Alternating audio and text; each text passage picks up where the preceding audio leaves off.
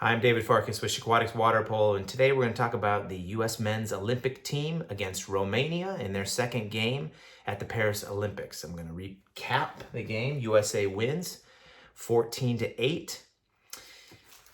I got some cool plays. I got something to learn and some takeaways. Again, I cannot do clips. I would love to do clips, but they're flagging those for copyrights, even if I put just a couple seconds up. So I'm going to give you times. And then if you want to take a look at the game, you can look at it. Romanians opened up with the first goal. They got a goal right through the arms of Weinberg, and he should have blocked it. He'd be the first one to tell you he should have blocked that goal. So I was like, uh-oh, that's not a good start for Weinberg. However, after that, he was fantastic. So that was just one little fluke at the beginning, and then he dialed in. So he had a good game. There was a really cool play at 6:10 in the first quarter, 6:10 left to go in the first quarter. Koladrovsky, number 9 on the Romanian team. He was the 2-meter player, and he had a great game. The ball was set to him. He flipped the ball, passed it to himself, caught it, and then went cross cage and shot it and scored. Just a really cool trick play. Awesome. You got to watch it. Go take a look at that. I thought Romania opened up the second half a little sloppy. They looked a little tired, and I thought that's where they kind of lost the game. The end of the second quarter and the beginning, almost all the way through the third quarter, is kind of where the game got away from them.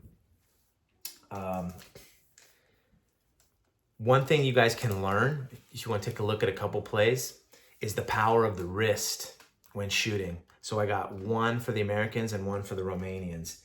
If you want to look at Georgescu, number 10 on the Romanian team, he has a nice look-away goal with 1:43 left to go in the third quarter. 1:43 left to go in the third quarter.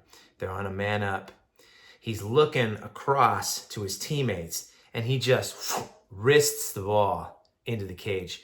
You can see the goalie couldn't even barely get his arm up. It was so surprising to him.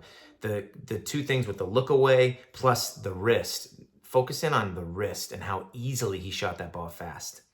And then the second wrist play I want you to look at is Alex Bowen. Phenomenal wrist, great shooter. Number 9 on the men's, on the US team. With 5:37 left to go in the fourth quarter, he has a nice little wrist shot, which surprises the goalie. And that's really the beauty of the wrist, is you don't have to bring the arm back all the way.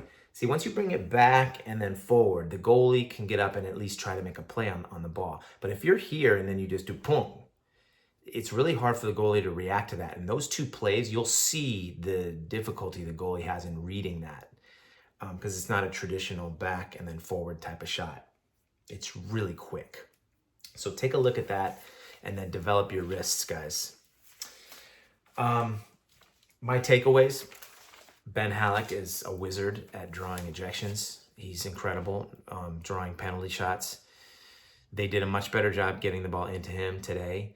And if they don't get the ball into him, they're going to lose. And if they get the ball into him a lot, they'll have a great chance to win. That just comes down to that. I know the power play, that's essential too, but he's the one that gives them the power plays. So you're not going to get to the power plays until you get the ball to him. Good things happen when you get the ball into him. You got to just boom, boom, feed that guy. He is unbelievable. It's just to give you an idea, he scored his first goal of the Olympics with 3:40 left to go in the third quarter of this game. Okay, so that means we played 7 quarters and he hadn't scored yet. Come on. That just goes to show you how they're not feeding him like they should. He should have more goals than that. Hannes Dobe is having himself a tournament. 3 goals today. 3 goals, I believe, in the last game. So he's playing great. My question is, what will they do against Greece, their next opponent? So Greece beat Romania, this same Romanian team, 14-7.